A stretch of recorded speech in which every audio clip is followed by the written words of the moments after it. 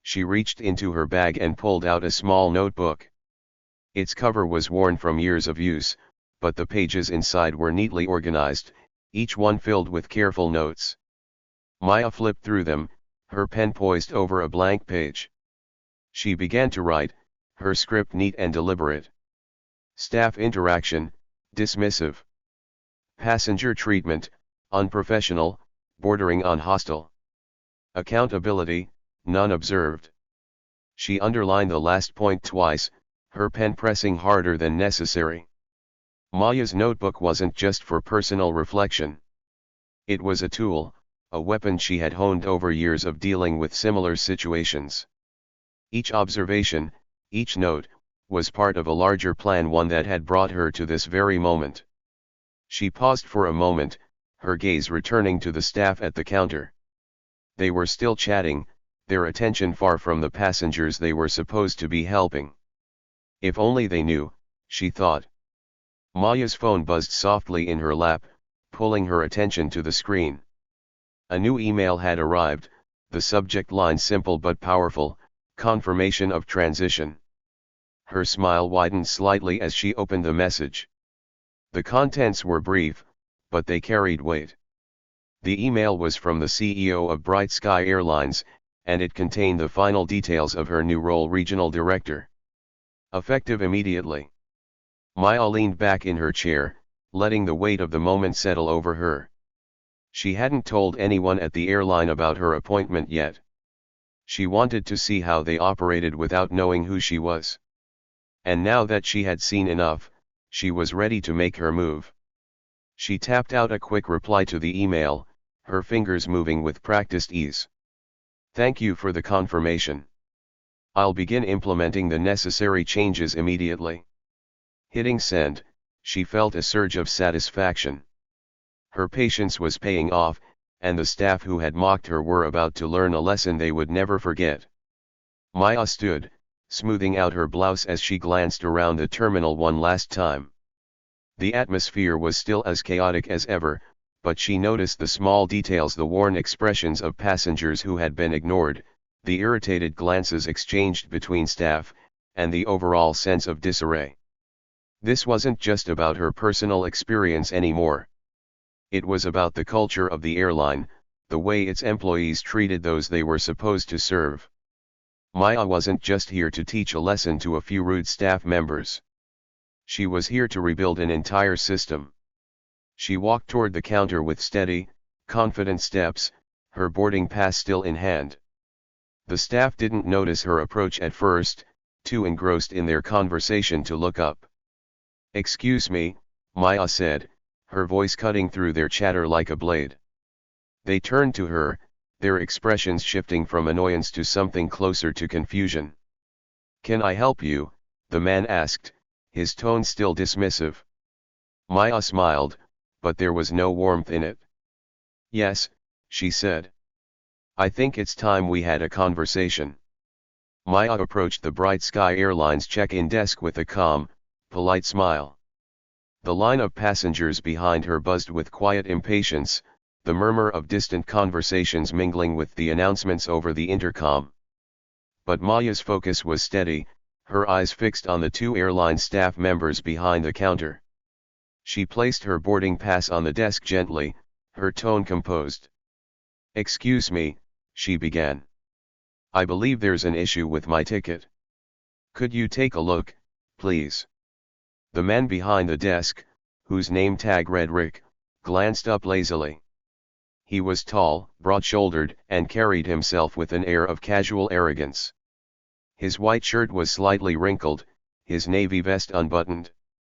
He didn't bother to make eye contact with Maya. Instead, he exchanged a knowing smirk with the woman standing next to him, Kara, her name badge read. Kara, younger and more animated, had her sleek ponytail pulled tight and a phone clutched in one hand. She glanced at Maya, then leaned toward Rick with a whisper loud enough for Maya to catch snippets of it. "She's probably in the wrong line," Kara murmured, covering her mouth as she giggled. Rick's smirk widened.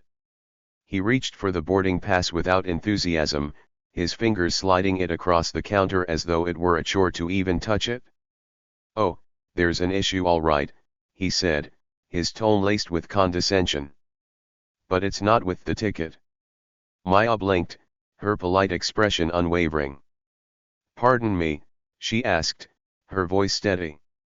Rick didn't answer directly. Instead, he held the boarding pass up as though inspecting it, then waved it dismissively. "First class, huh?" he said with mock surprise. "You sure you're in the right place?" Kara snorted, clearly amused. "Yeah, first class is over there," she chimed in, pointing dramatically toward another counter across the terminal. Her tone dripped with sarcasm. "Maybe you got confused." The sting of their words hit Maya, but she didn't let it show. Her face remained calm, betraying none of the hurt or anger that stirred inside her. She had seen this before, heard these same tones, these same dismissive comments. It was always the same, the smirks, the mocking tones, the unspoken judgment. "I'm quite sure I'm in the right place," she said, her voice measured. "Could you please verify my ticket?" Rick leaned back in his chair, folding his arms across his chest. He didn't even glance at the ticket again. "Look," he said, gesturing toward the economy check-in line with a wave of his hand. "You're holding up the line here. Why don't you head over there and get it sorted?" Kara giggled again, the sound sharp and cutting. "She's determined, I'll give her that," she said softly, but not softly enough to escape Maya's hearing. The other passengers nearby began to glance over, sensing the tension at the counter. Some looked curious, others uncomfortable, but no one said anything. Maya hesitated for only a moment. Her fingers twitched slightly as they rested on the counter, but her expression remained composed. "Thank you for your time," she said softly, her tone polite but firm. She picked up her boarding pass and stepped away from the counter, her movements calm and deliberate. As Maya walked away, the laughter behind her grew louder. She heard Kara whisper something else, followed by another burst of laughter from Rick. The sound followed her like an unwelcome shadow, sticking to her as she moved toward a quieter corner of the terminal. She sat down by a row of seats near the windows, placing her bag neatly beside her. For a moment, she closed her eyes, letting the sting of their words wash over her. She wasn't angry, not yet. Anger was a reaction she couldn't afford, not in a situation like this. Instead, she breathed deeply, centering herself. This wasn't the first time something like this had happened. It wouldn't be the last. She opened her eyes and looked down at her boarding pass. The small, bold letters spelling first class stared back at her, undeniable and irrefutable. She smiled faintly, her fingers brushing over the ticket. They didn't even bother to check it, she thought. Her fingers moved to the inside pocket of her jacket, brushing over the badge tucked securely within. She didn't pull it out. Not yet. But just touching it gave her a sense of reassurance. "They think they know me." Maya leaned back in her seat, her eyes drifting back to the check-in counter. From her vantage point, she could see Rick and Kara continuing their work, or rather, their lack of it. They greeted other passengers with the same dismissive attitudes, barely making eye contact, their body language radiating boredom and disdain. She watched as an elderly man with a cane approached the counter, struggling to hold his bag in one hand while balancing himself. Rick barely looked up. Kara gestured impatiently toward a kiosk, her expression a mixture of irritation and indifference. The man hobbled away, his shoulders sagging with frustration. Maya's chest tightened at the sight, but she stayed where she was, silently observing. She wasn't just upset for herself anymore. The mistreatment she had experienced wasn't an isolated incident. It was part of a larger pattern, one she couldn't ignore. For the next half hour, Maya sat quietly, taking in every detail around her. She noticed how Rick and Kara treated passengers differently based on their appearances. A well-dressed man in a tailored suit received immediate attention, his questions answered with exaggerated politeness. but a young mother with 2 children was rushed through with curt, impatient responses. Maya made a mental note of every interaction, every glance, every word. She wasn't just a passenger anymore. She was an observer, a witness to something that ran deeper than a single rude encounter. She reached into her bag and pulled out her notebook, flipping to a blank page. With quick, precise movements, she began jotting down notes. Staff prioritizing certain passengers based on appearance. Lack of basic courtesy, especially toward elderly and struggling passengers. No accountability or oversight visible. She underlined the last point twice, her pen pressing firmly against the paper. Maya glanced back at the counter, her expression unreadable. They thought she was just another traveler, someone they could dismiss without consequence. But they were wrong. As the minutes ticked by, Maya's resolve grew stronger. She wasn't here to cause a scene or demand an apology. She was here to make a difference, to address a system that allowed behavior like this to thrive. She placed her notebook back into her bag and stood, brushing off her clothes. The badge in her pocket felt heavier now, its presence a reminder of the authority she carried, a power she hadn't yet revealed. Taking a deep breath, Maya began walking back toward the counter. Her steps were steady, her expression calm, but her eyes burned with determination. Rick and Kara didn't notice her at first, too engrossed in their conversation to look up. But when she cleared her throat, they both turned, their smirks fading slightly as they recognized her. "You again?" Rick said, his tone tinged with annoyance. Maya smiled faintly, placing her boarding pass on the counter once more. "Yes," she said. "I think it's time we address this properly." Rick raised an eyebrow, his smirk returning in full force as he leaned casually on the counter. Kara, standing beside him, crossed her arms and tilted her head, clearly amused. The two exchanged a quick glance, and Kara muttered something under her breath, her lips curling into a sly smile. Maya stood quietly, her hands resting lightly on the edge of the counter. Her demeanor hadn't changed, calm, collected, but there was a new energy behind her eyes, a spark of something unshakable. "I believe there's been a misunderstanding," Maya said, her tone measured. "This is my ticket for first class. I'd appreciate it if you could assist me with the issue." Rick picked up the ticket, glancing at it with exaggerated nonchalance. "Uh-huh," he drawled, his eyes scanning the information. "Well, everything looks fine to me.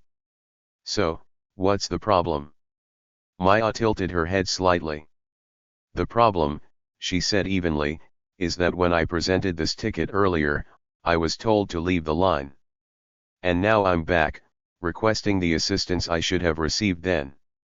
Rick's smirk faltered for a moment, but he recovered quickly, letting out a short laugh. "Look, lady," he said, tossing the ticket back onto the counter.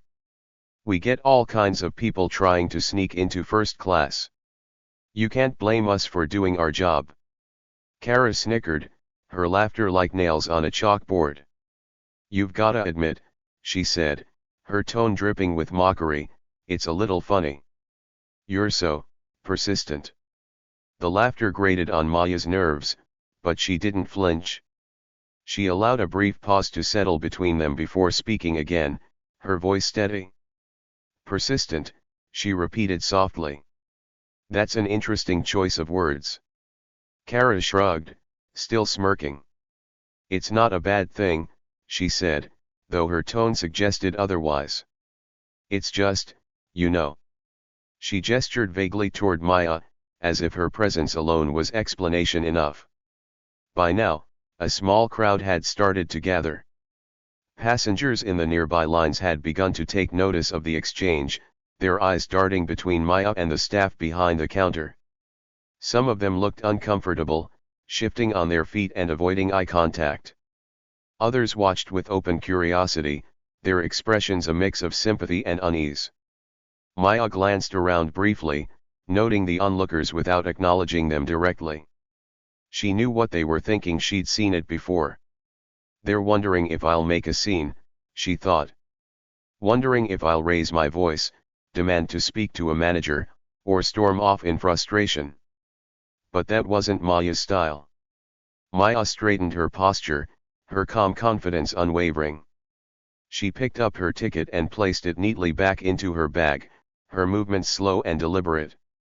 "Thank you for your time," she said quietly, her voice carrying an edge of finality.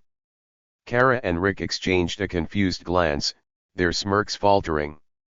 They had expected her to argue, to push back. Instead, she turned and walked away, her steps measured and purposeful. As Maya moved through the terminal, she could feel the weight of the passengers' gazes on her back. Some looked relieved that the tension had dissipated, others seemed disappointed that there hadn't been more of a confrontation. But Maya didn't need their approval. She had a bigger plan in motion. Maya found a quiet corner of the terminal and took a seat, setting her bag down beside her. She reached into the bag and retrieved her phone, her fingers moving quickly as she typed out a message. To Corporate Oversight Team. Subject: Immediate action required, customer service standards. She paused for a moment, her thumb hovering over the keyboard. Then, with precise movements, she began to type. During an unannounced observation of staff performance at Bright Sky Airlines Terminal 5, I have witnessed multiple instances of unprofessional behavior, including overt prejudice and disregard for passenger needs. Immediate intervention and retraining are recommended to address these issues. Detailed report to follow. Maya read over the message twice before hitting send. The email wasn't just a formality, it was the first step in a much larger process. She placed her phone back into her bag and sat back, her eyes drifting toward the large windows overlooking the runway.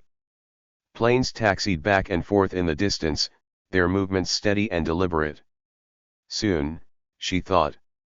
Soon, they'll understand. As the minutes passed, Maya allowed herself a moment of reflection. She thought about the countless times she had been in situations like this, moments where she had been judged, dismissed, or overlooked. She remembered her first job interview, where the hiring manager had barely looked at her resume before saying, "We're looking for someone who fits our company culture." She remembered the client who had assumed she was the assistant, not the project manager. And she remembered the countless times she had walked into rooms where her presence was met with skepticism, where people had questioned her abilities without ever giving her a chance. But those moments hadn't broken her. If anything, they had made her stronger. Maya stood, brushing off her clothes and adjusting the strap of her bag. The time for quiet observation was over. She had seen enough, heard enough. Her steps were purposeful as she made her way back to the check-in counter. This time, she wasn't approaching as a passenger. She was approaching as someone with authority. When she reached the counter, Rick and Caro looked up in surprise. Their smirks had returned, though they seemed slightly less confident now. "You again?" Rick said, his tone bordering on exasperation. Maya placed her hands on the counter, leaning forward slightly. Her calm demeanor hadn't changed, but there was a new intensity in her gaze. "Yes," she said simply. "Me again." She reached into her jacket pocket and pulled out the small badge, placing it on the counter in front of them. The silver emblem glinted under the fluorescent lights, its significance unmistakable. Rick's smirk vanished instantly. Kara's eyes widened, her mouth falling open in shock. "I believe we need to have a conversation," Maya said, her voice firm but measured. "About the standards of this airline and the consequences of failing to meet them." The terminal seemed to go silent for a moment, the weight of Maya's words hanging in the air. Passengers nearby had stopped what they were doing, their attention drawn to the unfolding scene. Rick and Kara exchanged panicked glances, their confidence crumbling. We didn't realize," Rick stammered, his voice barely above a whisper. "No," Maya said evenly, her gaze steady. "You didn't." She straightened, picking up the badge and slipping it back into her pocket. But now you will. The days stretched on, and Maya moved through the terminal as if she were any other passenger, a quiet observer in the chaos of Bright Sky Airlines' daily operations. She smiled politely when addressed, stepped aside without complaint when jostled, and never raised her voice. But beneath her calm exterior, a storm was brewing. Every encounter, every dismissive comment, every moment of unprofessionalism Maya took note. She didn't need to react because she was playing the long game. What the staff failed to realize was that Maya wasn't a powerless traveler. She was more than what she appeared, and her silence wasn't submission, it was strategy. Maya's observations revealed a pattern.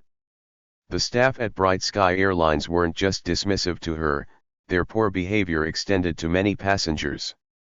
An elderly couple struggled to understand the check-in process, their hands shaking as they passed their tickets to the counter. Instead of offering assistance, Rick rolled his eyes and muttered under his breath, "If you don't